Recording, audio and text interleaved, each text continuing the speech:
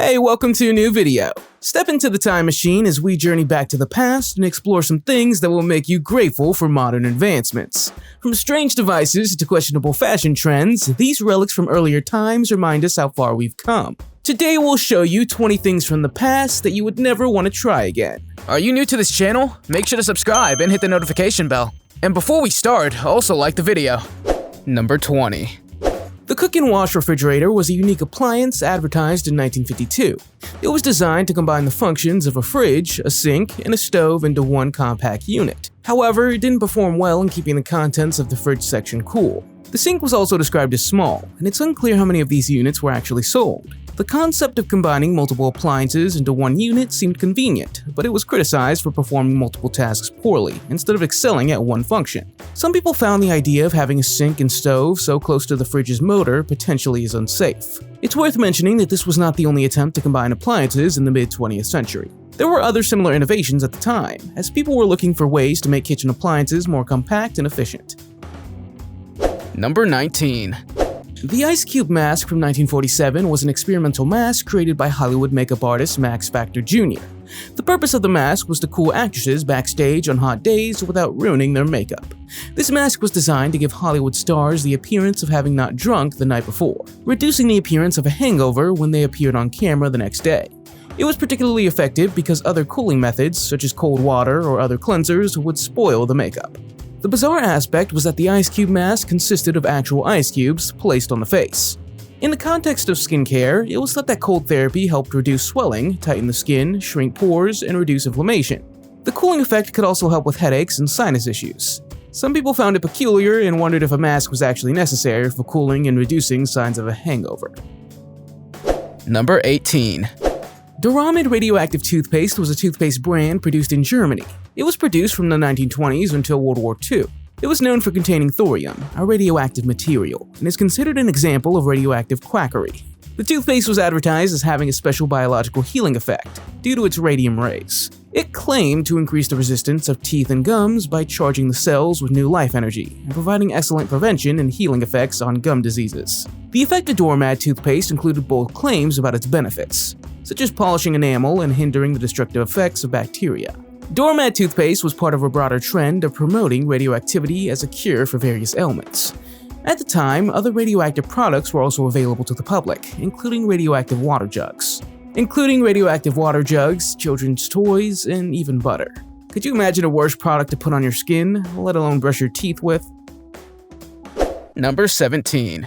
Life jackets have evolved over time to provide better safety and buoyancy for people in the water. In the early 20th century, rubber and batteries were used in life jackets for inflation and lighting purposes. These early vests could even send and receive SOS messages. Before synthetic foam became popular, a lightweight material called Kapek was used in life jackets. Kapek is a fluffy material derived from the seed pods of a tree, and slowly replaced cork as the primary filling material. Inflatable life jackets were also used during World War II. In the mid-19th century, the first modern life jackets made their appearance. A notable design was a cork vest created by Captain Ward, an inspector for the Royal National Lifeboat Institution in England. Significant changes were made to life jacket requirements after the sinking of the cargo ship Carl D. Bradley in 1953. The incident revealed that crew members who fell into the water slipped out of their life jackets. As a result, life jackets were redesigned to prevent unconscious persons from accidentally slipping out when submerged in water. Number 16. Snow goggles were used 2,000 years ago by Inuit hunters to protect their eyes from the sun's reflections on the snow. These goggles were designed to prevent snow blindness, which is essentially a sunburn of the eyes that can affect vision for several days if precautions aren't taken. Snow blindness, scientifically known as photokeratitis, can be caused by the intense ultraviolet radiation reflected from the snow. The Inuit, as well as other indigenous groups in Alaska like the Yupik and Aleut, had invented these snow goggles made from bone, ivory, or wood to address this problem. They made small slits that reduced the field of vision and the amount of ultraviolet radiation reaching their eyes. These goggles allowed them to spot their prey on ice surfaces and in the water by reducing the distortion of the natural color spectrum, unlike modern sunglasses. These type of snow goggles have been found in Inuit archaeological sites up to 2,000 years old, indicating their long history and importance in the region. Although the materials used to make snow goggles have changed over time, with modern versions often made of plastic, the vintage design with thin slits remains consistent. Number 15. The typewriter is a mechanical device used for writing, and it was a revolutionary invention that transformed the way people communicated and conducted business. Christopher Latham Sholes, a printer and journalist from Wisconsin, was the first person to patent the typewriter on June 23, 1868. A notable precursor to the modern typewriter was the typographer, invented by William Austin Burt in the 1820s, although it was not widely adopted for commercial use. Sholes' typewriter, known as Sholes and Glidden, had type arms arranged in a circular basket under the printing surface, and the typist had to lift the carriage to see their work. This early typewriter required the typist to press the keys and then lift the carriage to view the typed text. Successful commercial production of typewriters began with the writing ball, invented by the Danish pastor Rasmus Malling Hansen in 1870. This well-designed device resembled a pincushion and contributed to the popularity of the typewriter. Throughout the 19th century, inventors across Europe and America experimented with writing machines. Instead of a keyboard, the operator would turn a knob and select a letter, and then press a lever or key to print it on paper. The typewriter continued to evolve over the years. In 1961, IBM made a revolutionary breakthrough with the invention of the IBM Selectric typewriter, which used a spherical type ball instead of traditional type arms. Number 14. What if we told you that we could solve all your problems? Well, at least if your problem is a fly buzzing around your room. The fly gun, also known as the bullseye sharpshooter rubber band pistol, was invented by Dr. Claude Bunton, a dentist and hunter from Wyoming. Dr. Bunton was known for inventing various gadgets, including a boat trailer for sportsmen. He received his first patent for the bullseye in 1924 and made the pistols in his workshop behind the dental building. The fly gun was primarily intended for indoor use and could consistently hit flies up to a distance of 1.8 to 2.4 meters. The pistol had a carrier that held a single shot, and when the trigger was pulled, the rubber band propelled the carrier forward, launching the shot from the pistol. Although the fly gun was popular as a toy pistol in the late 1920s, it's important to note that it was not a firearm, but was only designed to shoot small projectiles indoors. Number 13. People in the 1800s were very into bicycles, specifically bicycles on water, and they had a special bike for this. This was called the amphibious bicycle. An amphibious bicycle is a human-powered vehicle that can operate both on land and water. While there were various designs and prototypes of this type of bicycle in the past, one notable example is Sadula's bicycle. This design had 4 rectangular air-filled floats for buoyancy, which were propelled by 2 fan blades attached to the spokes. Another design used a simple tricycle frame to support 3 floats that provided both buoyancy and propulsion. These amphibious bicycles allowed riders to seamlessly transition between land and water without the need for modifications. Some designs even made it possible to deflate the bike and have the passenger carry it, which was very convenient for transport. Although amphibious bicycles from the 1800s were innovative and showcased the creativity of inventors of that time, they did not gain widespread popularity. Number 12. In the 1930s, interest in solar energy and its potential applications grew. Solar baths, or solar heating systems, were one of those applications. These systems use the sun's heat to provide warmth and hot water for various purposes. An example of using solar energy at that time was the use of solar heat in Roman baths.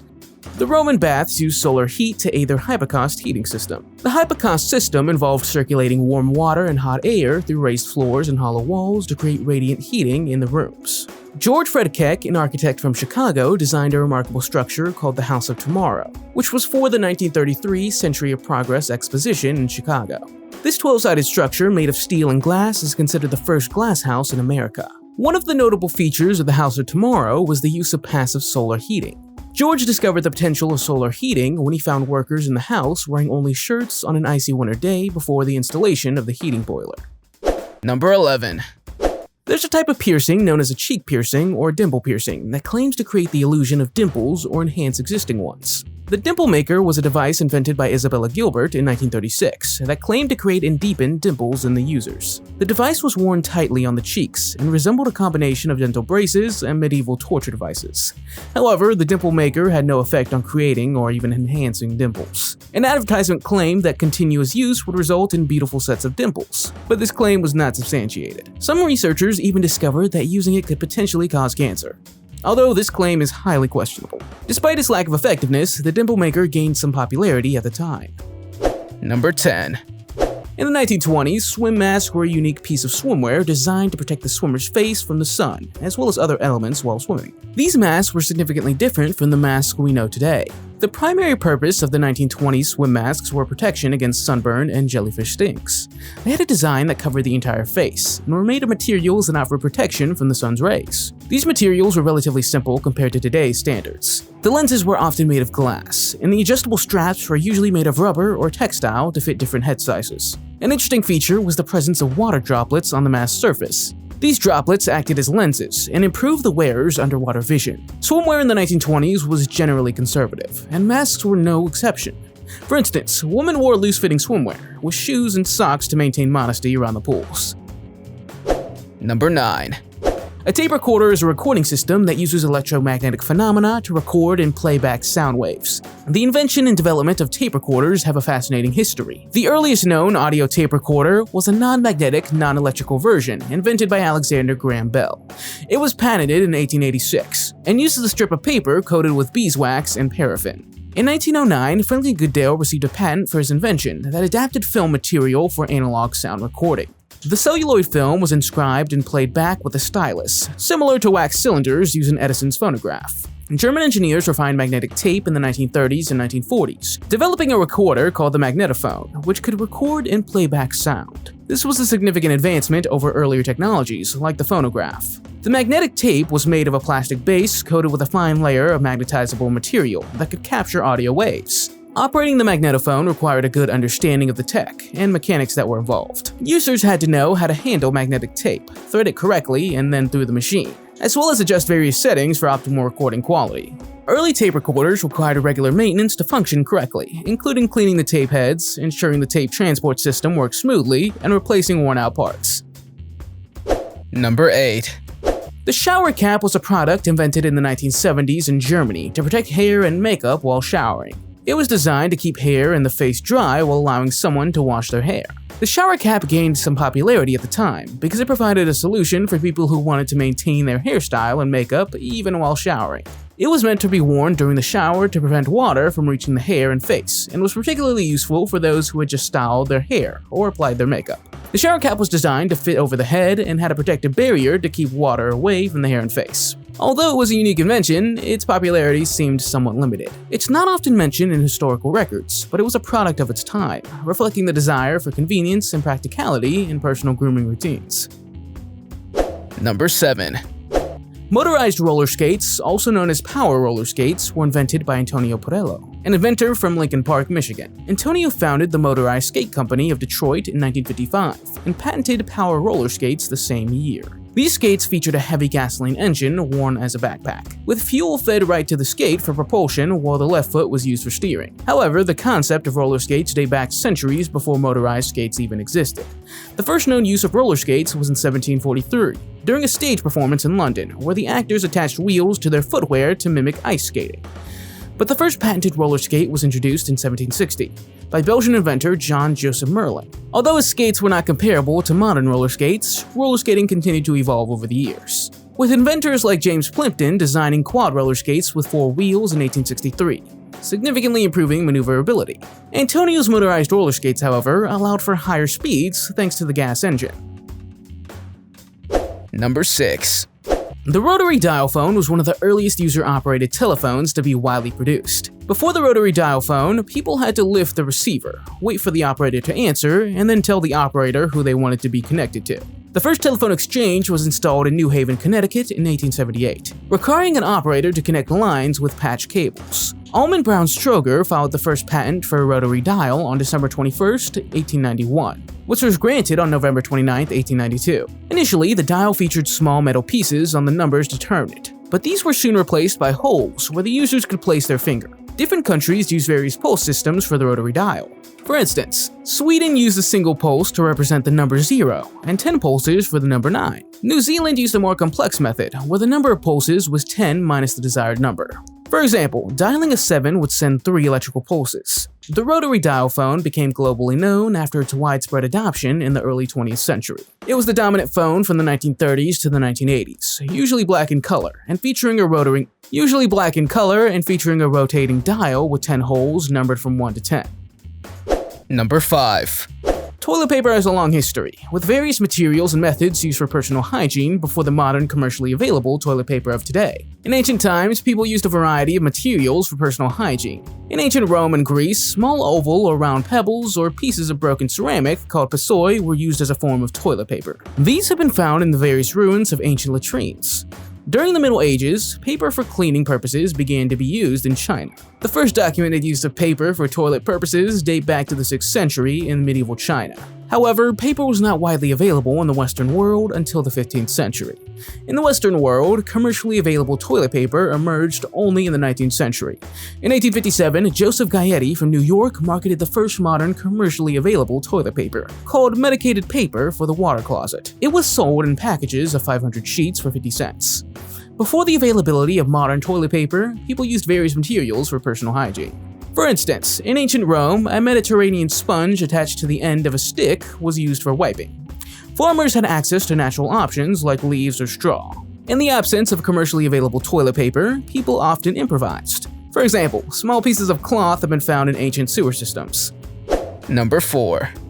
The isolator helmet was an invention by Hugo Gornsbeck from 1925, designed to reduce distractions and increase focus and productivity. The original helmet was made of wood and felt, featuring a breathing baffle and 3 glass pieces allowing users to look outside.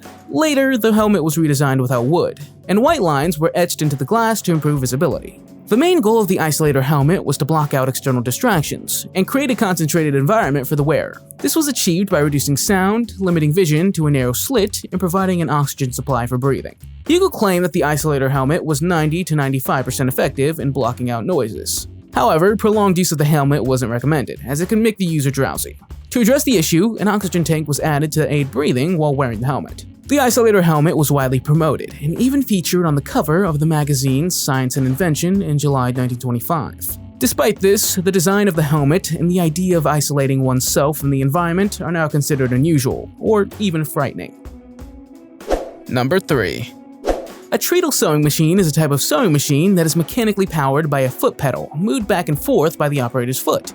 It has a long history and is considered a classic tool in the sewing world. Treadle sewing machines were widely used in the late Victorian era, and were manufactured well into the 1950s. They're appealing to modern sewers due to their reliability and zero emissions, as they're powered by human energy, making them environmentally friendly and quiet to operate. Some modern sewers enjoy using these machines for a sense of nostalgia, simplicity, and appreciation for the machine's mechanics. Treadle sewing machines can perform various stitches, including buttonhole stitches, zigzag stitches, feather stitches, and triple stitches.